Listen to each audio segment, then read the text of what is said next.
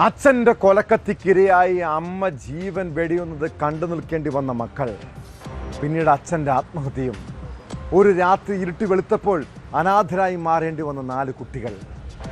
തിരുവനന്തപുരം നാലാഞ്ചിറയിലെ ചോര തളം കെട്ടി നിൽക്കുന്ന വീട്ടിലിപ്പോൾ കണ്ണീർ കടലാണ്.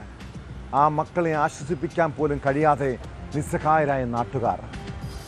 ഭാര്യയെ കഴുത്തുറത്ത് കൊലപ്പെടുത്തിയ ശേഷം നാടുവിട്ട ഭർത്താവ് സുരേഷിനെ തമിഴ്നാട്ടിലെ ചിദംബരത്തിന് സമീപം റെയിൽവേ ട്രാക്കിലാണ് മരിച്ച നിലയിൽ കണ്ടെത്തിയത്. ട്രെയിനിന് മുന്നിൽ ചാടി ഇയാൾ ആത്മഹത്യ ചെയ്താകാമെന്നാണ് പോലീസിന്റെ പ്രാഥമിക നിഗമനം.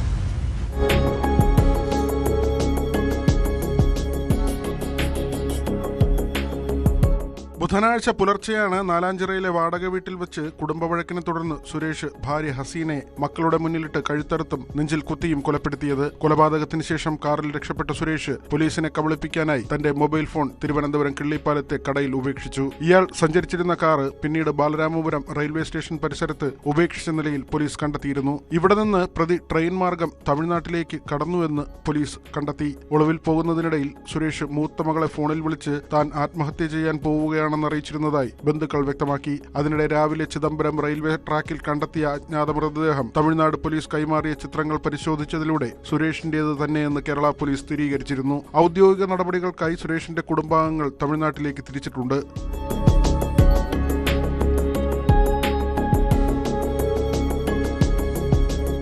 ഹസീനയും സുരേഷും തമ്മിൽ വഴക്ക് പതിവായിരുന്നുവെന്നാണ് പോലീസ് പറയുന്നത്. ചൊവ്വാഴ്ച രാത്രിയും വഴക്കുണ്ടായി. ഒരാഴ്ചയായി ഹസീനയെ കാണാനില്ലായിരുന്നു.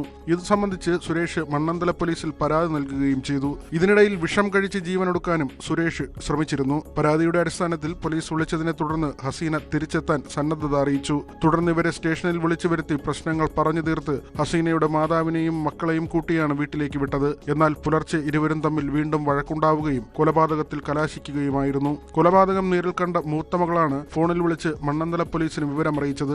കൊലപാതകത്തിന് ശേഷം കത്തി കുളിമുറിയിൽ കൊണ്ടുപോയി കഴുകിയ ശേഷമാണ് സുരേഷ് കാറിൽ കയറിപ്പോയത്. വട്ടിയൂർക്കാവ് മേലത്തുമേലെ സ്വദേശിയായ സുരേഷും മണക്കാട് സ്വദേശിയായ ഹസീനയും പ്രണയിച്ച് വിവാഹം കഴിച്ചവരാണ്. മണ്ണന്തല വട്ടിയൂർക്കാവ് മേഖലകളിൽ വാടക വീടുകളിലാണ് ഇവർ നേരത്തെ താമസിച്ചിരുന്നത്.